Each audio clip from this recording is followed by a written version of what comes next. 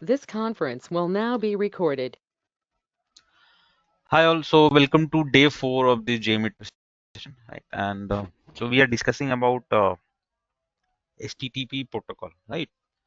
And till yesterday we have talked about the request response on a browser, about F12 dev tool.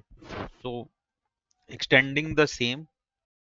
uh, so see, every response has two parts. Okay, request body, request header, and response body and response headers, right? So we'll quickly see them.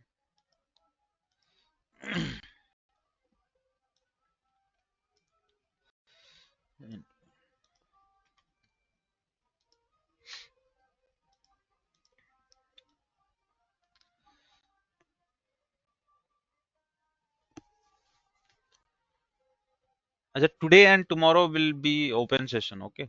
And then uh, we will wait for payments to be confirmed.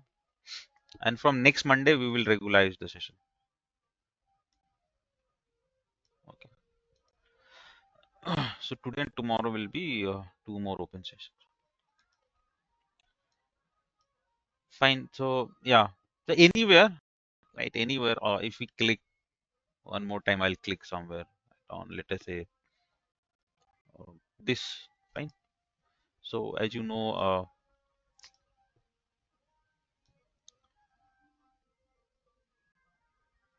there will be a request correct on top, and the document type will be generally the in initiator type will be document. So from that only we come to know, and then we finally check when we click that. So you will be getting the URL, and you will be getting the response. So by that way, we check which is the URL, right? When we did the click. Now, when we click on that URL, you will be seeing that you will observing, right? This will be the URL. Some details will be there. And then if you just scroll down, you'll be seeing this request headers will be there, and then on top response headers will be there. Okay. So each request, remember, whatever the request is going, which is of type HTTP HTML, right? It is divided into request body, okay, and request header.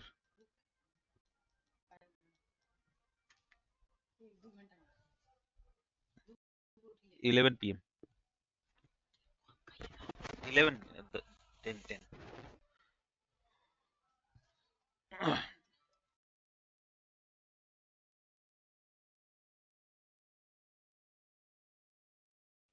Right. So okay, right. So the request will be divided into request body and request header, right? Request header, and same way the response which comes, which is in code format, that is divided into response body and response header, right? Response header, correct? So what will be there in request body that we should understand?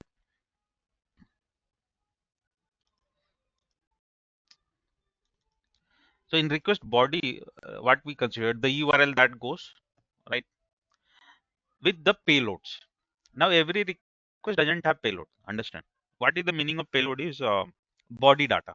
uh, that is also known as form data or user inputs or uploaded files, right? So see, what is the meaning of payload is like whenever we are sending some data from our side. So currently on this pages, right, we are just doing click. So it's a generating a request, right? And uh, there will be gate calls, another thing I'll discuss later, correct? So it will be generating a request, right? But let us say if you are on a page, remember you will be obviously on page. Even on Flipkart yesterday, I've shown like we were putting the phone number and right, and then we were sending. So whenever we are on a page and we are putting some inputs, right? Username, password, address, whatever. Or suppose you are in a file, photo file, and you are sending. So obviously request will be generated, but with request payload, they call it, it is called payload or user inputs. Mm. form data, right? Any name, payload, user inputs, or form data, anything. It is called anything, right? Generally, technically, we are calling them as a payloads. Right? A user inputs also, but nowadays they are calling it as a payload. So you got the point. What is payload? Every request will not have payload. Understand, right? Whenever we put inputs from our side, it can be anything on a page. You are putting information and sending it to the server, which can be just a username, password, or some credit card details, address detail, or whatever we put, right? Or some files, photo, right? So they are called payload. So the request, right? The request and that payload. If a request doesn't have payload, no need to worry. So that comes in request. That whole is considered as request body. Okay, the URL and the payload. The payload is there. And URL has parameters that I've shown, right? I think long back only, that this part is called path. In path only parameters are there. Okay, so no need to worry about that parameter in details. But yeah, so the URL with parameters, right? And if the request has payload, that all is considered as um, request body, right? Request. Then we have request header. Request header, there are some information generated by browser. We do not have to do anything, or generally you will not understand. Things are there, right? Things are there. These stuffs are there. If you see, they are not related directly to what we are doing on the browser. These are some other information generated by browsers, right? So what they does, we will see. I'll try to make you understand, right? But yeah, they are there, request headers, right? So you got the idea what will be there in request body and what will be there in request headers, right? This whole two things as request, right? Header are always important, remember. Few if you see here, this blue color, they are called attributes, right? They will be common for every request. This name value on the right hand side keeps on changing depending on application to apply. Some names are there like escape, accept, encoding language, catch control. You'll see connection cookies, referrer will be there, user agents, like this thing will be there. Value keeps on changing, so we do not have to worry about. Same way, the request which comes from the server, sorry, the response which comes from the server, which is in text format. As I said, response is in divided into response body and response header. This is response body, and then we have a response header over here, right over here. So as you know, what the response body will do, it comes and then the browser process that, right? So whole thing will be part of response body. And again, this will be there are again some information like how they are there in request header, same way they are there in response headers, right? Which server sends. Technically, it doesn't have to do anything with the response body. It has something which some other functionality. But yeah, two parts again, correct? And this information is uh, uh, sent back to us by server only, right? Then attribute that you see on the left hand side, they are common, but the values on right hand side keeps on changing. Now this is what request body and request header, response body and response header. Okay, each uh, each request, remember, every request will have a request body and request header, and every response will have response body and response header. Now why they are there, that we have to understand. So see, that is very important to understand, right? You'll not get this anywhere. This body and response sorry, request headers and response headers, na, they make the user or the function or the request, right, unique to the server, so that the request server can recognize that request uniquely out of so many requests and sends the correct response. For that only these are there.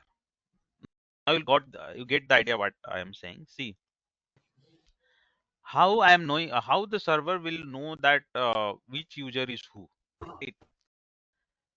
Um, let us say that the same page, or you do one thing, you do one experiment.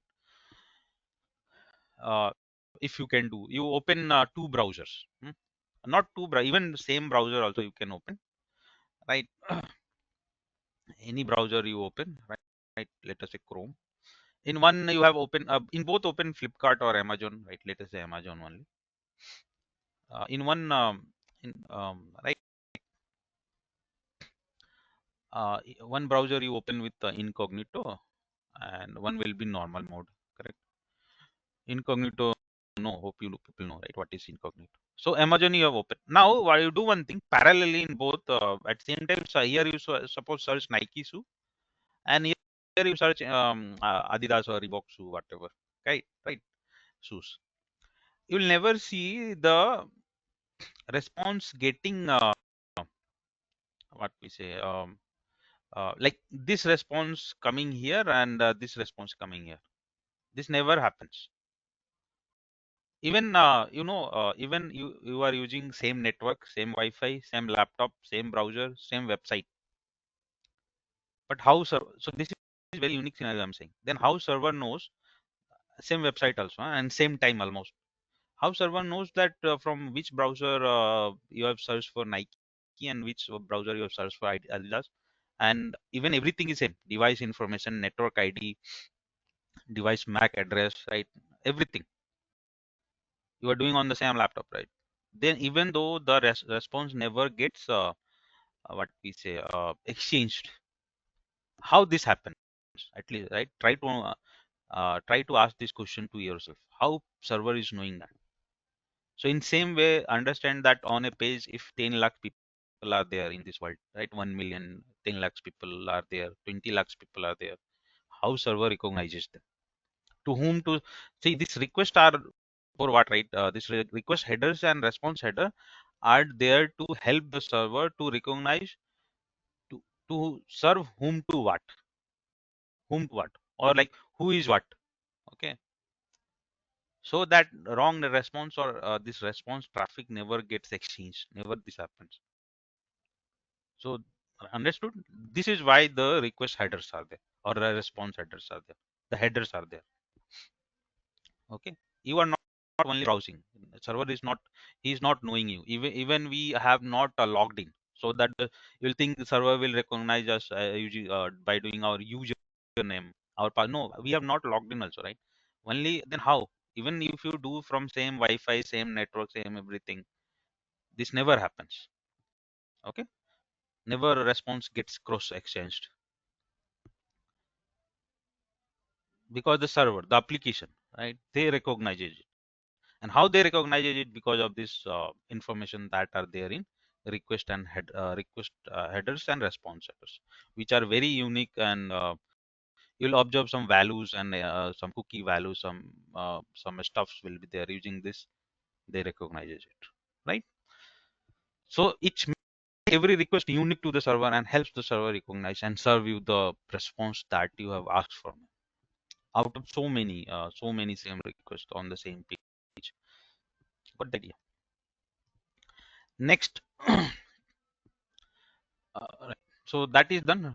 So we have, as I said, the HTTP protocol has two part, three parts. No, no, sorry, five parts, right? Five parts, five is schema or five component. So request, response, headers, and now we are going to discuss the method and status code. So every request has a method. Okay, and generally 8 types of methods are there, or it is also called as types. So these methods are over here. Like on any request, if you see here on this tab, methods will be there. Method get. So if you click on that, also you'll get the idea. Like you see here, this get call. It is called as get call.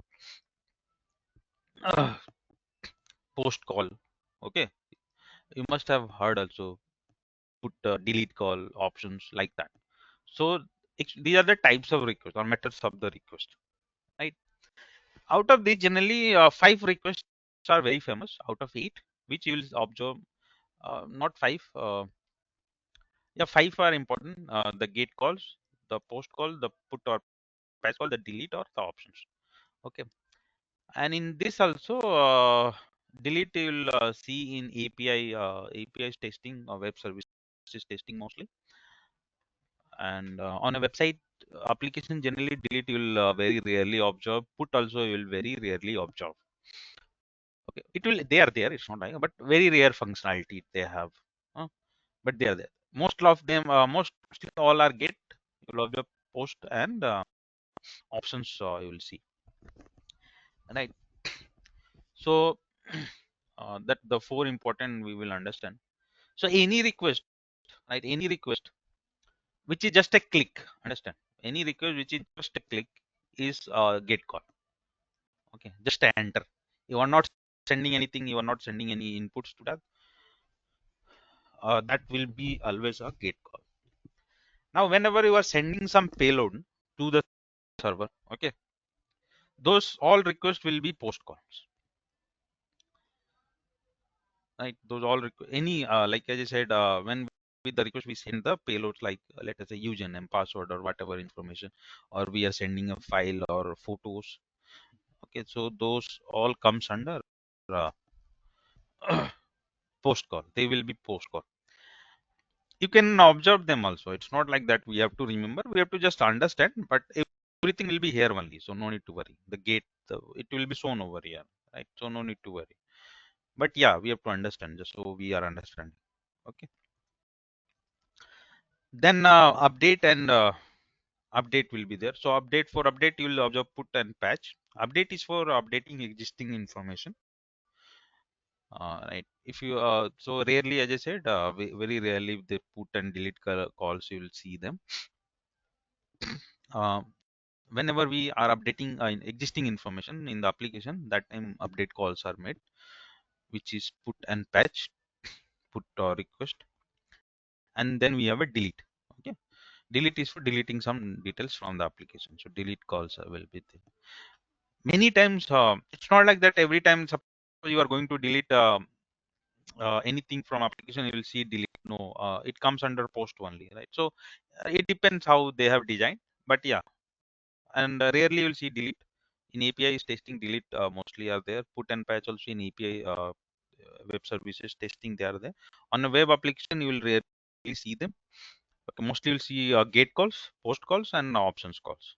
Okay, options calls are pre-flight requests executed before the post calls, right? To check whether the server like is going to server supports the upcoming post call or not, right? Options request are also made before get request also. It's not like that only for post. Before post and get.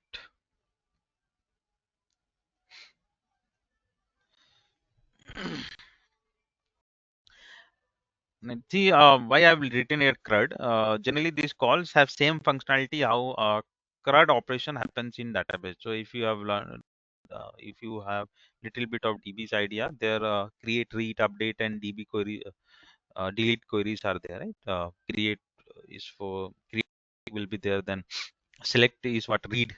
Select query is for reading thing, right? Then insert will be there. So inserts is create. Insert insert is create and update both. We have create also, create in DBs, right? Create and insert, and then we have update query in DBs, right? Update. So how they work? These functionalities have the same. They also look like same. Then we have Hello, Vallabh. inputs. Hmm. Sorry to interrupt that one. Can you please give the options example, like how we can identify that one? Like, You can that options method. see why how I what you want. Tell me. Like options like means real example. Can you means Real I tell don't on have that? man. you can check them here only on your application. You will see them if it will be there na, for your application. Okay. All will be displayed here only for the Mhm. whatever request you will be making. You will get the idea here itself. So if Okay. options will be there, it will shown to you. Put will be there, it will be shown to you. Mhm. Right, patch will be there. So mostly get post will be there and options will be there.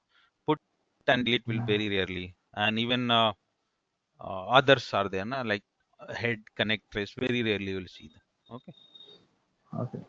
So what options does means what method it performs More task? if you want to read na, so you can Google it. Okay. They it runs before get and post request. Depend on if see, as I said, everywhere it is not there. So I'm not so Mhm. here if you want to be a developer, then think of that, right? Because suppose this Okay. Amazon doesn't have, Flipkart doesn't, then why we want to worry about that, right? So if, Mhm. here we are understanding they are there, and we have to just know. If you want to go in details why it's not there in Amazon, why it will be there in some other application, then it's developer how it has designed, or how the application has designed in that application, why option call is there, why on Amazon option call is not there. That is different thing, Okay. right? That Okay. what I'm going to say. Oh, hope you are getting the point. Yeah, yeah, yeah. Sure, sure. So Okay. more if you Okay. want to know, then you have to think Mhm. about developer and Google more on that, right? You will be Yeah, yeah. getting the Sure. idea. Okay. Okay. Got it.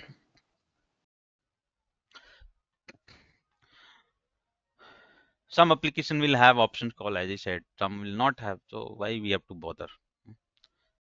What we have to bother is as a performance tester, we have to know, that's it.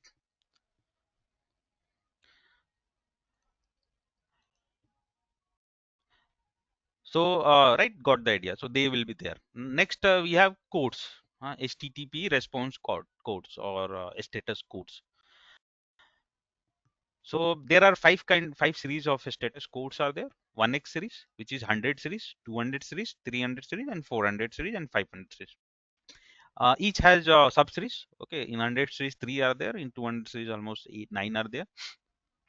In 300 series 9 are there. In 400 series uh, we can count them. In 400 series there are many, and then 500 series. Okay, this 100, 200, and 300 series status code. Acha, what is that, right? So see here. Uh, Here you see, before method only, all status code will be shown to you, right? Mostly you will have all the 200 series, right? Even if you click, you will see the status code. Now understand one thing, that 100 series, 200 series, and 300 series status code, we have nothing to worry about. They all represent the success transaction happening with the application. Means you have sent a request, response has came, fine, and we will observe either 100, 200, 300. Mostly out of that also 100 you will very rarely, even till now I have not also seen, and 200 mostly will be there, and 300, few of the 300. What will be there of some 300, 200 will be there. Okay, 201 and yeah, 200 or 201, mostly you'll observe. And out of in 300 you'll see 302, 300 301, 302, and maybe 307, 308, very rarely. Okay, others you very rarely, very rarely you will see. So no need to worry about them, just we have to understand, okay, that these many codes are there, they have some meanings. No need to memorize. Also you cannot memorize few which will be there na, that when we practice automatically it comes to our mind. Okay, 200 is okay, 300 is for redirecting, like that it comes to the mind, right? So no need to memorize. But all of, and 100 very rarely, very rarely you'll observe 100 series, right? So this tells the um, all as I said, these are all for successful transaction happening with the application, right? 300 is for redirecting. For few example I'll be showing you in going future, 300 also. Mostly all will be 200. Okay. Now here comes the 400 series and 500 series. 500 series happens whenever there is a problem with the server, right? So you must have seen like this kind of error if you have encountered sometime with any application like internal server error, gateway bad gateway error, service unavailable, gateway timeout. You must have seen somewhere in your life on any application. So that is the meaning of that, and there will be code with that like 500, 502, 504, right? So it only happens when server has some problem with that request, right? And then it sends that code, correct, with that message. Sometimes message comes or it comes or it may not come, the meaning, but the code will come, right? So it tells the problem from the server side. This is the main thing, client error. Actual main is this only. Performance testing, we are going to find out these only. These are only called bottlenecks, right? Response time, the problem. But when we are doing the scripting, this is going to be main because this is client error. Here client means, understand, client means user error. Okay, user error. So if the request that we are going to send, if that is not correct, mm, then server will respond the 400 series error. So any error if you get with 400, that means, understand, that is the problem from your end. Means the request that you have sent, you have the problem. That request has a problem. Okay, so 400 series we have to avoid. That is where we have to do a good scripting, so that whatever the request we send or the browser send, it should be correct. It must have to be correct. Okay, so so there are, these are there like 401 unauthorized, 403 forbidden, 404 not found, mostly 405 method not allowed, 408 request timeout, and yeah, generally you'll see them 401, 400, 401, 403, 404, 405, 408 mostly. Like let us say, I'll tell you one. Let us say you are sending one request and that request doesn't have required access to the server, so you'll get 400 unauthorized. You are not authorized. You are sending one request which server has blocked or you cannot access. You'll get error like forbidden. You are sending a request which is not there at server and it will say okay, not found, right? You are sending a request which whose method is wrong. Like let us say it's suppose the method should be post call, you are giving it put call. Okay, then it will send, okay, tell you okay, method is wrong. The get post just we read na, get put posts. If it is not correct, it will say method not allowed. Any request taking very long time, very long time to process, then 408, right? Like that some errors will come, and these errors tells that there is error problem from our side, right?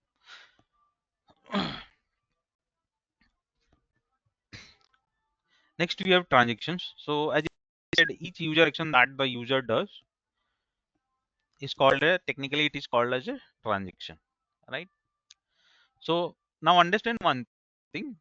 uh, every user, I think I told this or not, maybe I've told also, every user action can't be called as a transaction in performance testing, remember. A user action can only be called a valid transaction in performance testing when it is generating some request to the server and some response is received. Understand this point very carefully. See what I told in very beginning, that whenever we do anything on a website, a click or hovering the mouse or checking the some tick marks we will be there, or selecting yes or no options, radio buttons, right? Like that, whenever we do, everything is a user action. User is doing action on the page, right? Now that user action is called a transaction in performance testing, right? Technical world. But understand one thing, every user action is not a transaction.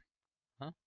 Only those user action which generates a valid request to the server, and the respect what we say, the expected response is received, right? That time that time only that user action will be called as a transaction. So like I clicked on that image and then this came a valid transaction. How I got to know? I see the response, or even I see this happening over here. But one example that I told yesterday in the last session on Flipkart only, if you guys remember, there was a login page and I hit the login button with a wrong OTP, right? And then nothing happened over here. So you cannot call it as a transaction, right? Let us say, again, I'll show you. Suppose I'm going to click on login. So a valid request will be made. See, there is a valid request. This is the request. Okay. This is a request, correct? We have a response also. Fine. But if I enter a wrong mobile number here and just hit the enter button, then I have shown that time also. Here also, let us I hit. Here nothing happened. Oh wait, it's just a second. Here see pre-flight is there made. How many? One, two, two, four, two, eight, six. What will do here? One example is there. See, this is options request. But this is nothing related to the Flipkart. It's being it's a separate request. But yeah, you can observe your option request, right? Option request mostly the type it is be called as a pre-flight. Remember pre-flight. Hmm? I think this doesn't have to do with our Flipkart. This is a separate call being made, so no need to worry about. So right, so ignore this. They are being made even we do nothing on the website. Fine.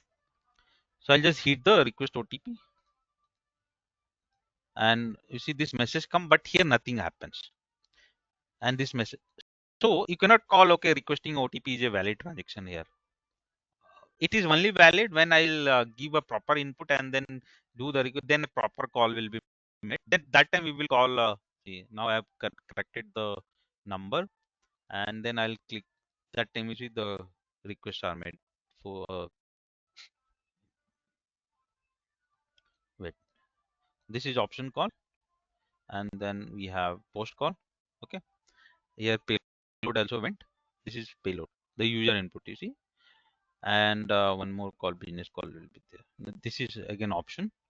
Fine, and this is the request. It has failed. It is showing as a fail because 400 series, because this fellow is not registered, so it has failed. But yeah, call are being proper call has been made, right? So what I'm trying to, so here option request you can see before every call you see for this is a get call, right? Wait, this is no post call only. Fine. So before post call you see here options call is being made, and then this is also a post call, and before that you see option call is being made. So on Flipkart we have only for login request. I think it's there, or maybe you can check it there. It's there, right? And they are called pre-flight. Okay. What our point here is to understand that what I'm trying to make you, every user action we cannot call. So now, so that example, right? Now one more example, like let us say if I'm hovering my mouse and if you observe, see this these are being loaded, right? You see these menu items.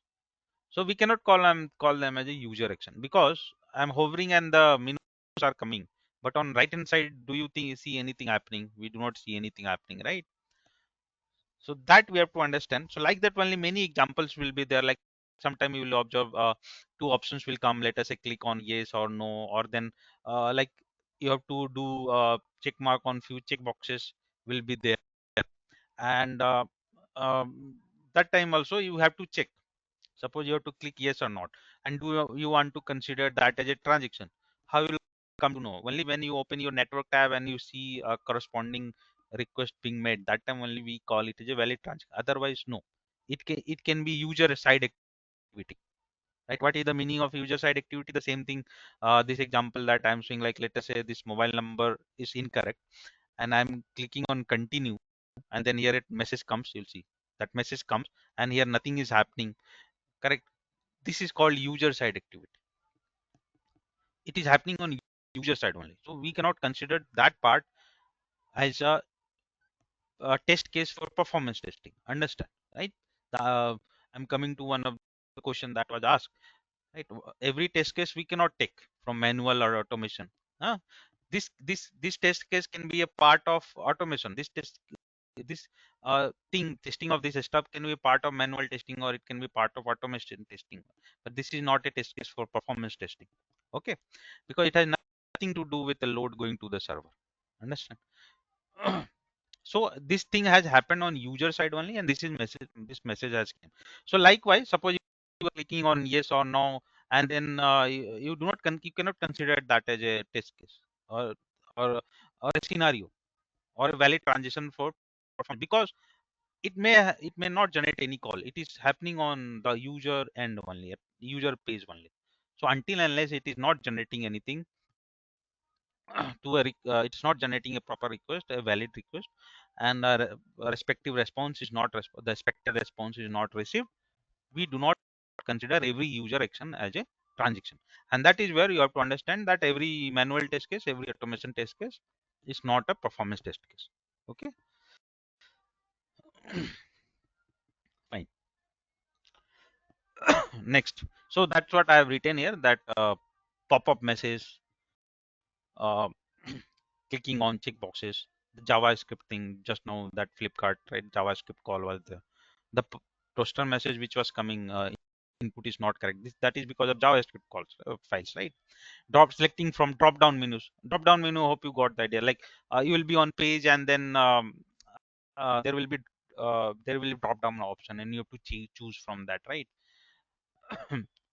And that also you cannot consider. Why you cannot consider?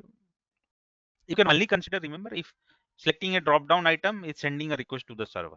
If it is not sending any request to the server, that is not considered, right? Remember. Fine.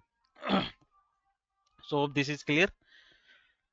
Then next is on a single page, okay, there can be multiple transaction. Remember that. Now what is the meaning of this is,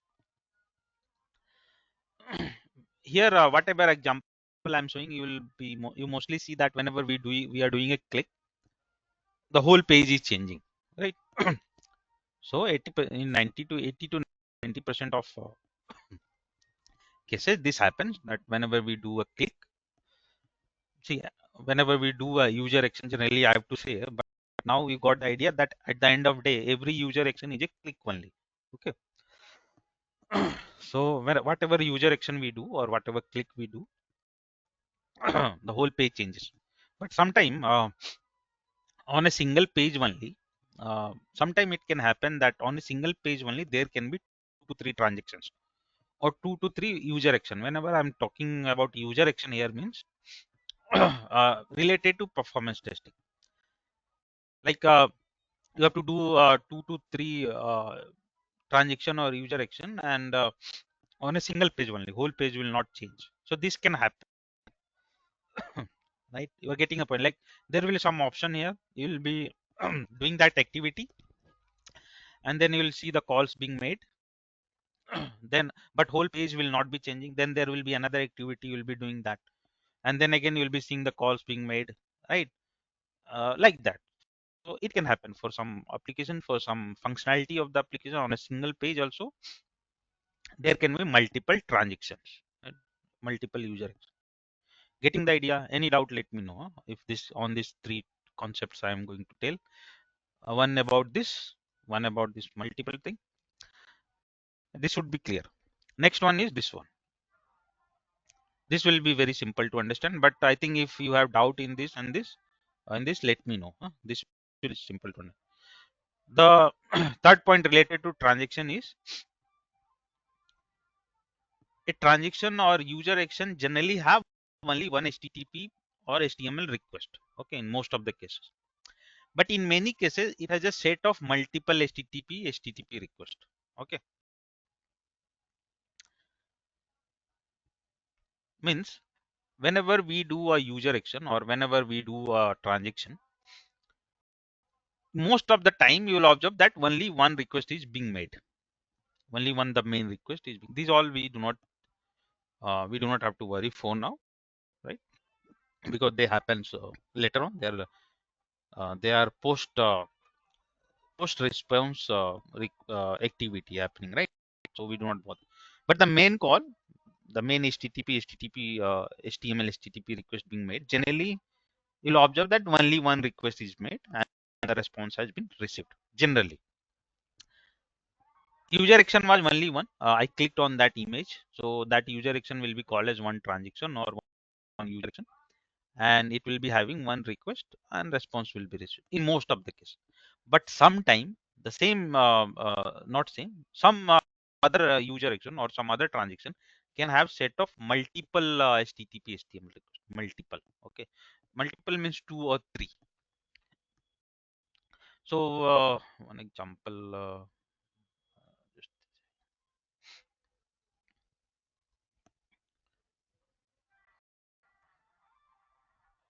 suppose I'm opening google.com. So we see, let us say, one request here, the google.com, and we have a response here, right? Code obviously.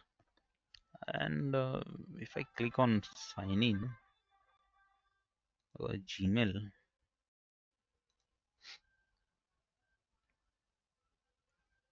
hmm,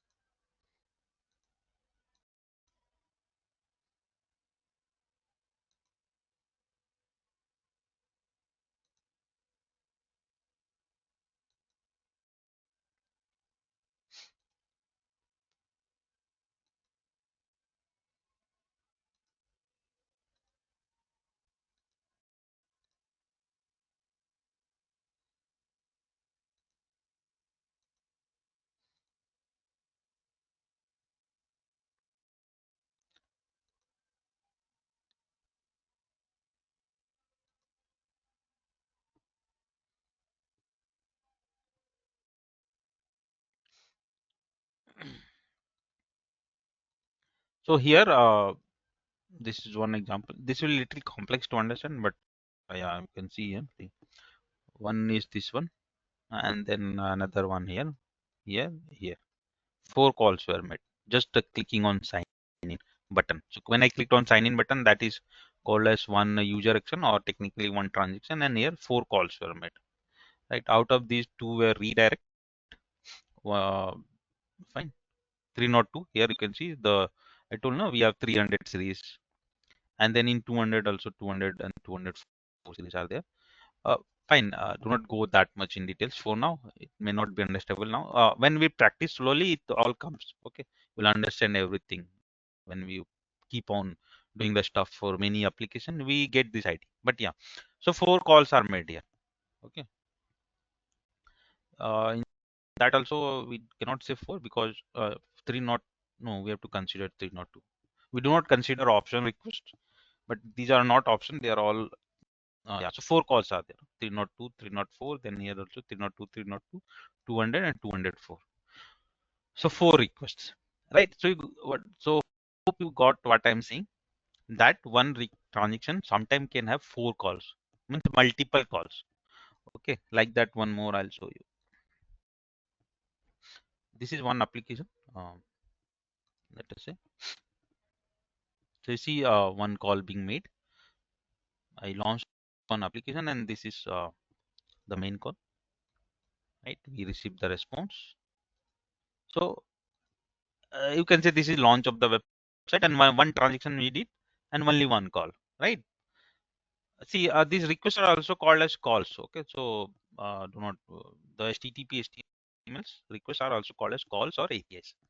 Okay, so when I'm calling them because nowadays every people are calling them as calls only, or APIs also endpoints or endpoints. They are also called as endpoints. Just let me write here.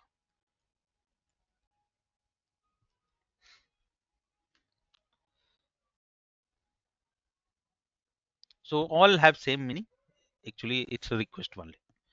Okay.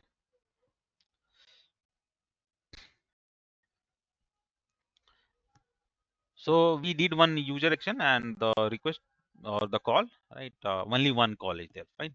Others are all JavaScript or image. So no need to worry. We have here. Now I'm going to do sign in here, login. Already the username password are there. I'll click on login. When I click on login, you'll see 3 call will be there. See on top. These all 3 calls. Okay. One is post, and then another is to redirecting, and then 200. Okay. This is a post call. Why it is post call? Because the if you click on that and it's being post call because with this the payload went right.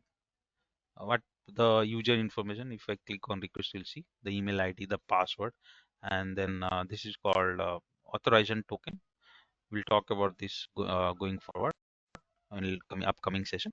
Like some value you see, these are there, but let it be the email and password it went right. So what I told that all the call which carries the payload, this payload, right? This is payload. We put the username and password from our side. So this request is one example which has payload, right? So like that, whenever you send anything, generally it will be a post call, and these are called payload that we say. So this request has payload, and that's why it is a post call. Type was 302 redirecting. Okay, and redirecting request do not have response, so it will not be having any response. Here it is showing a response, but it doesn't has response. I'll tell you when going forward. I'll tell you more. Actually, this response will come for this. The same response is coming for this. Okay. Yeah. See, same, na? The above request, and if I'm clicking on this request, it's same. Okay, it's not changing. So actually, the all 302 request doesn't have a response. So first request it went, and then one more request got generated, which is the second request, and then this is one request. Response comes in only two request which has 200. Remember, any 300 series request has doesn't have response. Okay, so I'll tell you more what is this redirecting and other thing. We'll understand slowly. Do not go there now. Just understand what I'm telling now is that one transaction can have one call only, and other transaction can have multiple call only. It depends on scenario to scenario, transaction to transaction. Right? You got the idea? So here one transaction is having 3 calls, and not only 3 calls. Here few more calls are there. I'll tell you later on, but yeah, they are there downside. If I click on XHR, you'll see this total HTML calls and XHR call. So this transaction was having this many calls. Okay, it can happen.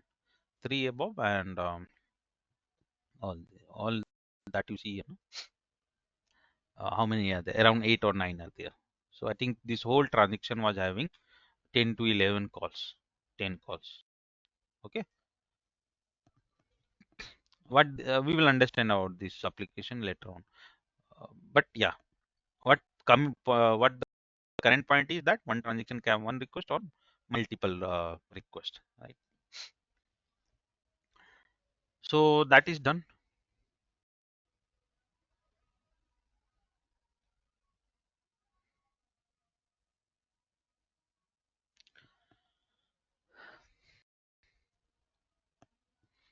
So any doubt here? 3 points related to user action or transaction, because this is important. We are going to work on transaction basis only on website.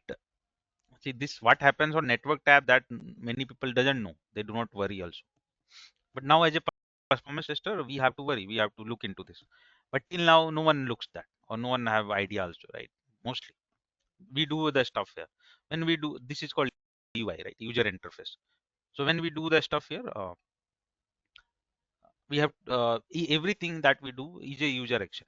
But now we are coming to performance testing, right? So every user action we do not consider. Whatever user action generates a request and response, that is called a transaction, that only we consider.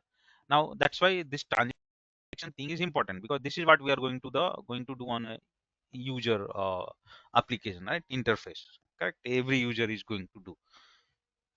So that is all 3 points related to a user action or a transaction, right? What are 3 points? That every transaction cannot be called as a valid transaction until unless it is generating a response to the request to generating a request to the server and expected respective response is received. Then right, so this is that point. Then on a single page there can be one transaction or there can be multiple transaction, and one transaction can have one request. Sometime some other transaction can have multiple requests also on same application. It happens, right? And these requests are also called as what calls, APIs or endpoints.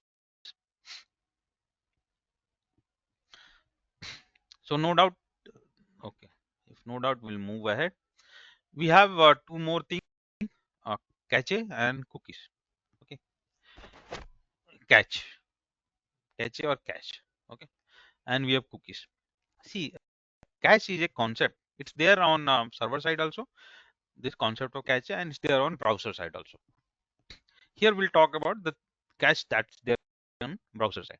In every browser, this thing is there, cache and cookies. Cache is a storage area on a browser where whenever you visit a website, some content of the website is stored, right? So that whenever next time you are visiting the website, the things gets loaded faster. Okay, so I'll show you. Let us say this is my Google Chrome. Every browser have their own cache and cookies area. Okay, I'll do what you know, right? How to clear the history. Control Shift Delete, or you press Control H, and this history page comes, and then you click on delete browsing history. This all hope you will be knowing, right? So if you go on advanced tab, there you will see two things: cookies and cache stuff. Okay, cache stuff. Now what I'm going to do is for now we are just I'm going to discuss about cache stuff. I'm clearing everything for now, but let it be. So currently my cache is showing as 200 MB, right? I'm going to clear all the thing. Uh, if you want to just clear cache, not an issue, you can uncheck that and only clear cache. Here just understand, no need to practice, just understand. Or if you want to practice, you can do. So I'm going to clear, all thing is cleared. Again, I just, if I press that Control Shift Delete, now you see cache less than 1 MB, right? Now what I'll do, I'll just close the browser and I'll open it again. And now I'll start visiting some websites. Okay, some more some very like some resource sensitive website.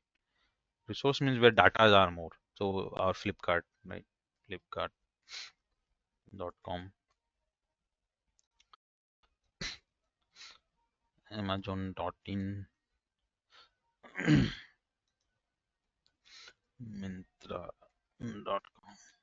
So I just visited three websites and I have just opened three pages, the home page of these three websites. Now if I just press Control Shift Delete and I go there, you see the cache size has increased. It has been 7.4 MB. Okay, now let me do one thing. One thing, just a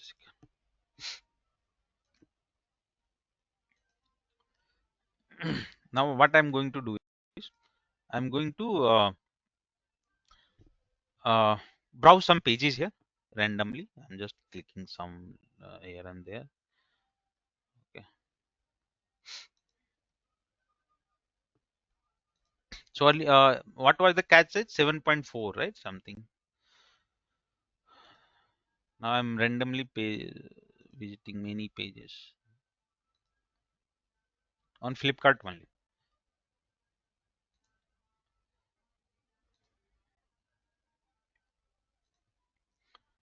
So just some many pages I visited. Now I'll just press. Now we come here and okay, delete browsing data. You see it has increased. How much it is now? 19.2. How much earlier? How much it was? 7, some 9, right? Now it's 19. 10 MB it has increased, right? Like that. So what happened? Like this, if you keep on browsing many website for many days, you will observe your cache size is very. If you have not cleared from many days on your personal laptop, you can go check, it will be like 300 MB, 600 MB. Many people will be having.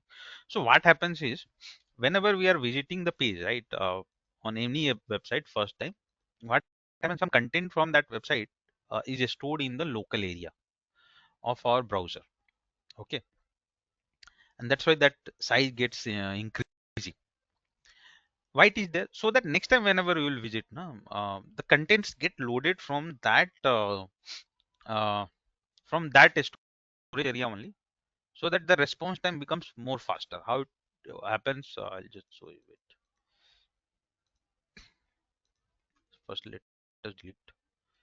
Let me delete again. Now I'll do what?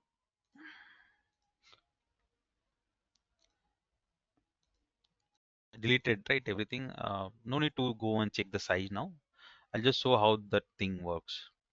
See, this is network area, and here one option is there, disable cache. I've disabled that, and I'll visit Flipkart, flipkart.com again, right? Because I've deleted everything, so the earlier contents are not there. See Flipkart.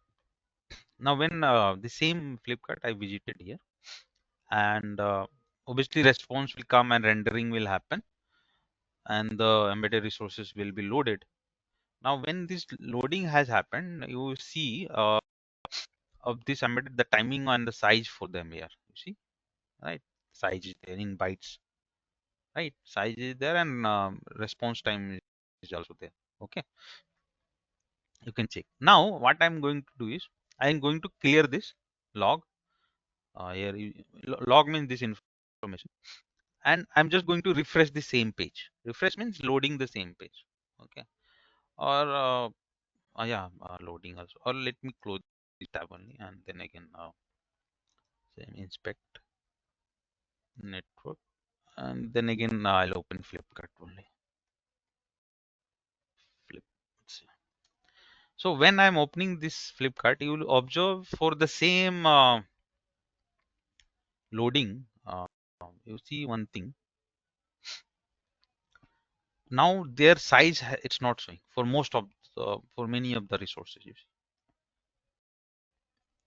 what it's showing? It's showing that from disk cache, and their response time for many has become now 0 also.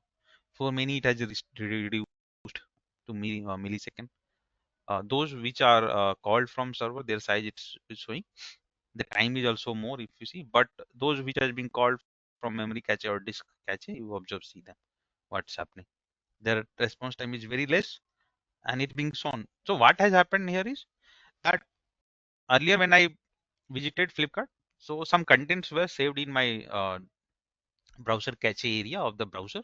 Okay, now again when I'm visiting Flipkart, so what is happening? Those few content is getting instead of this getting called from server side, they get load from that memory area only.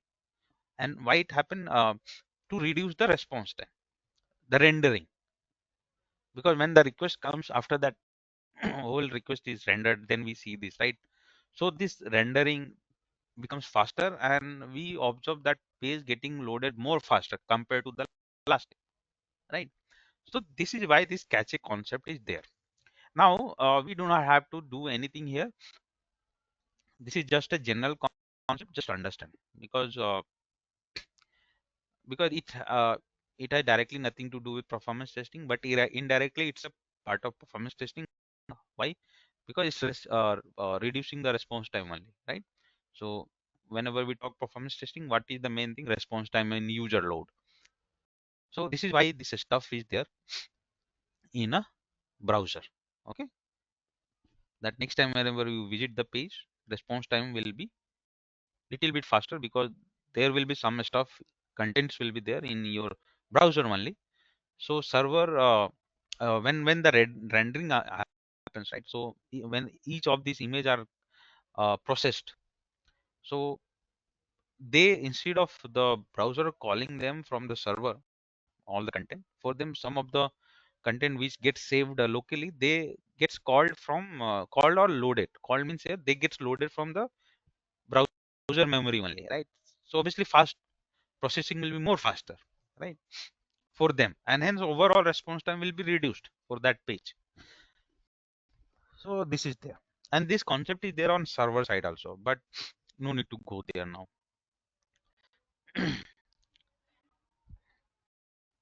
Caching concept. So that is called caching. And yeah, next we have cookies. Cookies is a piece of data or a small piece of data that helps a user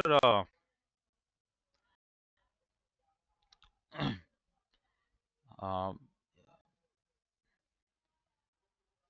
see one thing.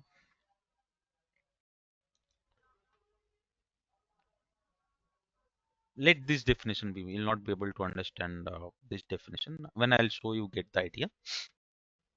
Indirectly, what cookies does?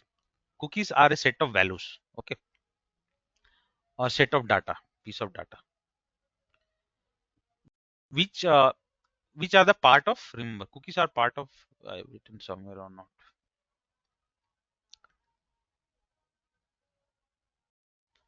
Yeah, just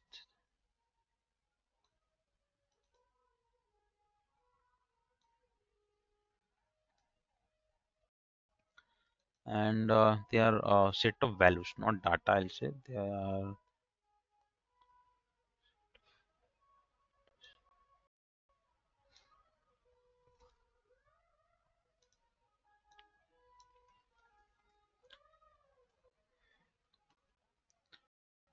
are set of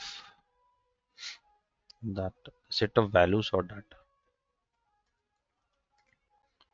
Values or data, okay, sent by the web application to the browser, and then vice versa. It happens whenever the user visits the page. Okay, the application. These are also stored in browser only. Right. The browser using which you are browsing the website, and these cookies are part of headers. So cache is totally different thing. It's an area. It's a storage area. Forget that. Huh? And as I said, it's not that much important directly. It is important indirectly. Directly, it has nothing to do with us with the scripting. But yeah, it's there being made or being built in browser to reduce the response time only. So from performance point of view, we have to understand cookies are set of value and they are part of headers. So just now I have shown that headers are there, and in header some complex value will be there. Like in that cookies will be there. This cookie helps. I just told you how the servers know the which request is which one, right? So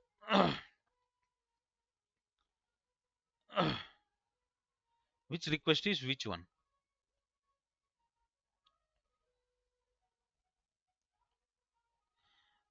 Like the same thing, no? The example that you are opening uh, Nike shoe stuff, and then the Adidas, the same example I told you, and the same example if we say that 10 lakh people are accessing the website, so how the server knows that, right?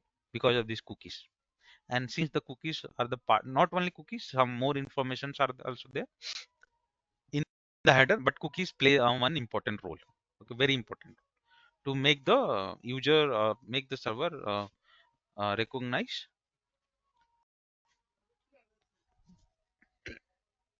to make the server recognize which user is what, which user is who, and what to serve, what to serve to whom. Okay, or you can say to whom to serve, what to whom, to serve what to whom. But this is a very small line, to serve what to whom. If you understand this line, you'll understand everything. Means in this so many let us say the example of Amazon or Flipkart, 10 lakh people are there at a time, or more than that. Amazon is a very big website. It can be more than 10 lakh, 1 crore or 10 crores will be there at a time, because it's a worldwide website. But again, we cannot say that every region has their own part of Amazon. Okay, reduce this number, because for US it's .com, for India it's .in. So every website application is different every area. So we cannot say 10 crore, but let us say 5 lakh at least. For India, Amazon.in we have. For US, Amazon.com is there. So at least at a time 5 lakh will be there, right? It's a very small number, 5 lakh or 10 lakh for Amazon or for Flipkart. Now 10 lakh people are accessing Flipkart. Now how the Flipkart knows that which user has, let us say they have sent a request. Some people will be on home page, some people will be on some other page, right? Out of these 10 lakh people, he has to remember that also, and he has to also remember that which user has asked me what, right? Some user is asking laptop information, some user is asking Dell laptop information, some user is asking some other. At same time they are doing different thing, and the server has to remember that, and the server has to understand that and send that particular response to them only, right? So this is what the line is, to serve what to whom, right? How this is happening for that so many big number, even you are using same laptop, same Wi-Fi, same network, same device, it can happen. Okay. Never wrong information is cross exchanged because of these cookies. So tomorrow I'll tell you more example. Today time is off. We'll see the example of cookie. It become delayed today. Generally the session will go on, yeah, 10 fine. I have also some other session. Okay, so we'll see then. We'll talk user side, client side, and then architecture. I'll tell more on tomorrow. So tomorrow will be last open session. Okay. Fine. We'll meet tomorrow.